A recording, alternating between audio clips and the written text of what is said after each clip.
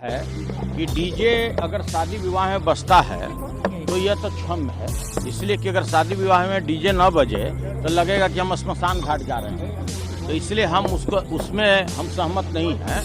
लेकिन जो इस तरह से सरस्वती पूजा के विसर्जन में, दुर्गा पूजा के विसर्जन में, रामनवमी में, सबसे ज़्यादा रामनवमी में जो ये भाजपाई लोग हैं, जो आरएसएस वाले लोग हैं, जिस तरह से 20-20, 30-30 डीजे लेकर चलते हैं, उस पर रोक लगना चाहिए। शादी विवाह में अगर डीजे बज रहा है तब तक तो क्षम्य है, इसलिए कि अगर शादी विवाह में भी अगर डीजे नहीं बजेगा तो लगेगा कि हम किसी के लाश को लेकर श्मशान घाट जा रहे हैं। तो देखिए, ऐसा है कि सरकार से बहुत आपासा भी नहीं रखिए। सदन में लोग बोल दिया, यहाँ तो शराब में भी कानून बना हुआ है, दहेज प्रथा में भी कानून बना हुआ है।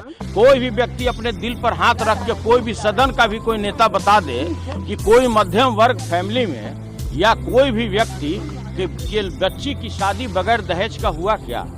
शराब की भी वही हालत है। जितना शराब प्रोहिबिशन के पहले, वर्ष 2016 के पहले यहाँ नशाबंदी नहीं था, जितना शराब की बिक्री था उससे डबल अभी शराब का बिक्री है।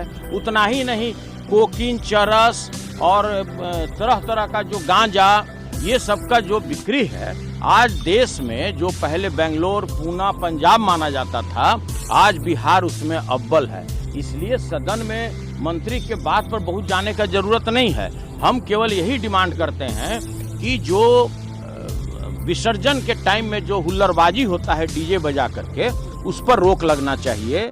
जो रामनवमी के आड़ में जो तरह तरह का लोगों को डराया धमकाया जाता है मोहल्ला में घुस करके, उस पर रोक लगना चाहिए। शादी विवाह में डीजे पर कभी भी रोक नहीं लगना चाहिए। बजना चाहिए कि नहीं?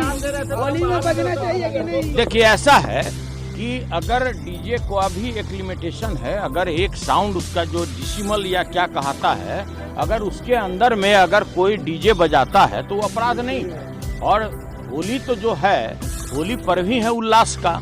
अब हम कैसे कह दें कि भाई उसमें डीजे नहीं बजना चाहिए? डीजे नहीं बजना चाहिए। जो छोटा मोटा जो साउंड बॉक्स होता है वो तो बजा ही सकता है, हुल्लड़बाजी नहीं होना चाहिए। डीजे के आड़ में जो हुल्लड़बाजी होता है उसके पक्ष में हम नहीं हैं। और बाकी सब ठीक। देखिए, ऐसा है कि वो सरकार अपने काम काज का हिसाब नहीं दे रही थी।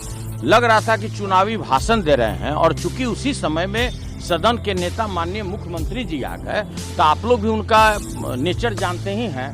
माननीय मुख्यमंत्री को खुश करने में तरह तरह की बात कर रहे थे कि ये हैं, वो हैं, ये कौन विश्वकर्मा है, अपने को कौन पुत्र मानते हैं, मानस पुत्र मानते हैं। मानस पुत्र का डिफिनेशन क्या है? मतलब बगैर संसर्ग का जो बच्चा पैदा होता है वही मानस पुत्र होता है। अब पता नहीं कि ब्लूटूथ से कैसे जन्म ले लिए। तो भाई उस सब देखिए, झूठ मूठ का बयान कीजिएगा, फिर कुछ बात और बोलेंगे तो आप लोग झूठ मूठ का मुद्दा बढ़वाते हैं। हमारे बड़े भाई हैं, बड़ा उनका सम्मान है मेरे दिल में। चैनल को like, comment, share and subscribe जरूर।